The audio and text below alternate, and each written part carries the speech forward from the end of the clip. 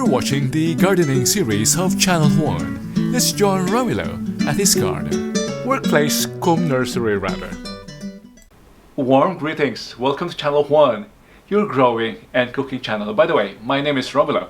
I'm from the Philippines, but I'm growing and cooking and sharing here from Holland. I'm next to my editing desk here, and behind me are two chayote plants.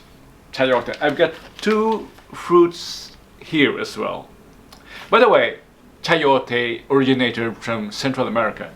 In Brazil and in Madeira, it's called shosho. Shosho. But in the Philippines, the Filipinos corrupted chayote and call it sayote. I'm gonna show you how I started my chayote plants here. By the way, this is a garden to plate experience. Later on, I'll be showing you how to stir fry and how to make dishes out of chayote. This too, including this, came from the same plant. Thank you, by the way, to the Ducejo sisters, to Lina and Rose, for giving me this. First, Rose gave me this late October. The intention was to be planted. This later in November. Intention was to be cooked, but I delayed cooking them and they grow. First, let's go back to the topic: how to start chayote. In this part of the world, in the UK and in the northern part of the US and Canada, we are limited in growing season, only late spring towards early autumn. So we cannot plant this immediately. So what we do is to keep them in a cold and dark place. The ideal place for that is your basement or your storage room, and that is to delay the fruits from sprouting. Look at this. After 3 months in the dark, it begins to sprout. These two were intended for stir frying, but after weeks they just sprouted. I thought they were, even my man and Grace, we thought they were young to be planted, but every one of us, each of us had 6 of this. Every one of us who received from the Ducejo sisters had their vegetable grow.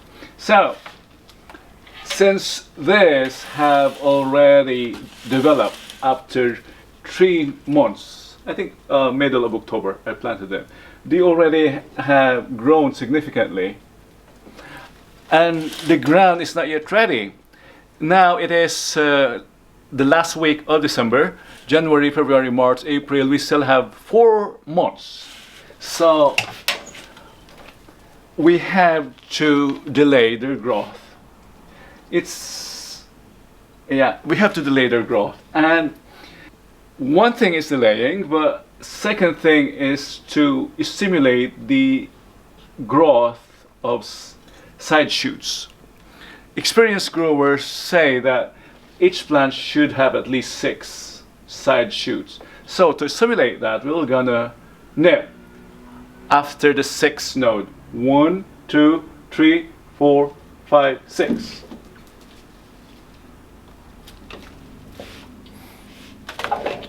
One, 2, 3, 4, 5, 6. Yeah. In warmer climes, chayotes are perennial. That means they don't die during winter. Due to the milder winters that we're having here in Holland, these fruits came from a plant that survived the winter. According to Rose, she just covered the plants with haze during the winter. And surprisingly, it survived. I'll be doing that this year. I hope this too, when they grow, survive the winter. Thank you for joining me here today, and if you enjoyed watching and if you want to learn more and if you want to have fun gardening and cooking, don't forget to subscribe. Until next time, Joseph Batti. And what are we going to do with this? Add them in my stir fry. Yes, cameraman, we'll be having this in our veggie stir fry tonight.